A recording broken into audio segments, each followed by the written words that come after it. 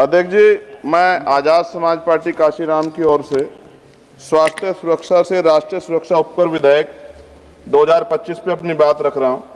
यह विधेयक जितना बड़ा नाम लेकर आया है उतने ही बड़े सवाल साथ लाया है।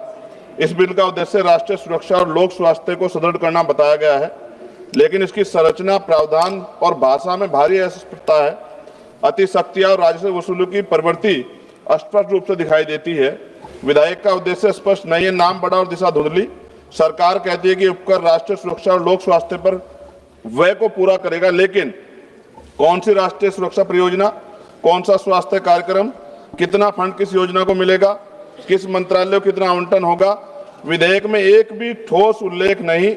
इससे यह उपकर विषय वस्तु के बिना नाम मात्र का कर बनकर रह जाता है। अध्यक्ष जी, विधेयक स्पष्ट कहता है कि उपकर का पैसा कंसोलिडेटेड फंड और ऑफ इंडिया में जमा होगा। इसका अर्थ है पैसा किसी भी सामान्य सरकारी खर्च में मोड़ा जा सकता है। ना संसद में स्पष्ट हिसाब मिलेगा, ना जनता को पता चलेगा कि स्वास्थ्य या सुरक्षा में कितना पैसा लगा है। यदि पैसा कहीं भी जा सकता है तो इस उपकर का नाम स्वास्थ्य सुरक्षा क्यों? उत्पादन आधारित उपकर, उद्योग पर भारी प्रहार।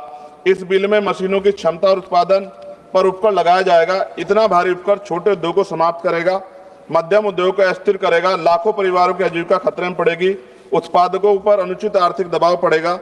क्या सरकार उत्पादन और उद्यमियों को दंडित करना चाहती है बिल लाकर?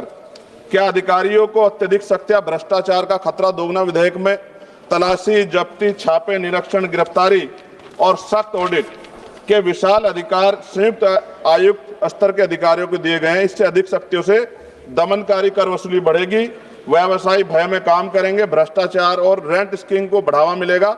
इतिहास गवाह कभी अत्यधिक दमन से न अनुपालन बढ़ता, न राजस्व। अवैध छुपा हुआ भूमिगत उत्पादन बढ़ेगा।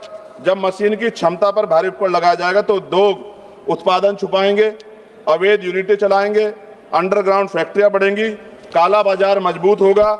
और WHO के अनुसार GST सेस बढ़ने के बाद अवैध बाजार में 13,000 करोड़ तक दुगना हुआ है। क्या सरकार वही गलती दोहराना चाहती है? नशीले उत्पादों की मांग कीमत बढ़ने पर भी नहीं घटती। अध्यक्ष जी, पान मसाला जैसे उत्पाद एडिक्टिव है। कीमत बढ़ने से इनके उपभोक्ता कम नहीं होते, बल्कि गरीब लोग सस्ते, मिलावटी, जहरीले, काला बाजार उत्पाद खरीदते हैं। स्वास्थ्य जोखिम में बढ़ता है, सरकारी अस्पतालों पर बोझ बढ़ता है, समाज में दीर्घकालिक नुकसान होता है। क्या यह स्वास्थ्य सुरक्षा या स्वास्थ्य संकट? राज्यों को उनका संवैधानिक हिस्सा न मिलना, इससे उपकर नॉन डिविजिबल है। इसका अर्थ है राज्यों को इसमें से ₹1 का भी हिस्सा नहीं मिलेगा। केंद्रवाद बढ़ेगा, राज्यों की वित्तीय स्वायत्तता कमजोर होगी, विकास योजना पर प्रतिकूल प्रभाव पड़ेगा। राज्यों का हक क्यों छीना जा रहा है? अध्यक्ष जी, विधेयक को संसदीय परीक्षण से बचाकर जल्दी पारित करने की कोशिश गलत। इतना महत्वपूर्ण और व्यापक प्रभाव वाला विधेयक उद्योग, उपभोक्ता, राज्यों, कर प्रणाली, आर्थिक गतिविधि सभी को प्रभावित करता है। निष्कर्ष जी, यह विधेयक देश हित में नहीं, राजस्व हित में है। और माननीय अध्यक्ष जी, सभी तथ्यों को देखते हुए स्पष्ट है ये विधेयक अस्पष्ट है, अनियंत्रित है, शक्तियां देता है, उद्योग विरोधी है, अवैध बाजार बढ़ाएगा, गरीबों को नुकसान पहुंचाएगा, राज्यों के अधिकार छीनता है और उपकर प्रणाली को अविश्वसनीय बनाता है। हमारी स्पष्ट मांग है विधेयक को तत्काल प्रवर समिति स्टैंडिंग कमेटी को भेजा जाए, उपकर की दर, उपयोग और पारदर्शक ठोस प्रावधान शामिल किया जाए, कर अधिकारियों की शक्तियों को सीमित और जवाबदेह बनाया जाए, उपकर राष्ट्रीय स्वास्थ्य व राष्ट्रीय सुरक्षा पर व्यय हो, इसका कानूनी प्रावधान अनिवार्य किया जाए। इन्हीं शर्तों के साथ इस बिल का मैं विरोध कर संशोधन सहित पुनर्विचार की मांग करता हूं।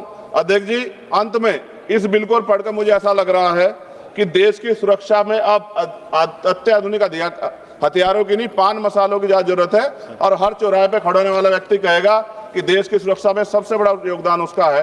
धन्यवाद अध्यक्ष जी। जय भीम, जय भारत, जय संविधान।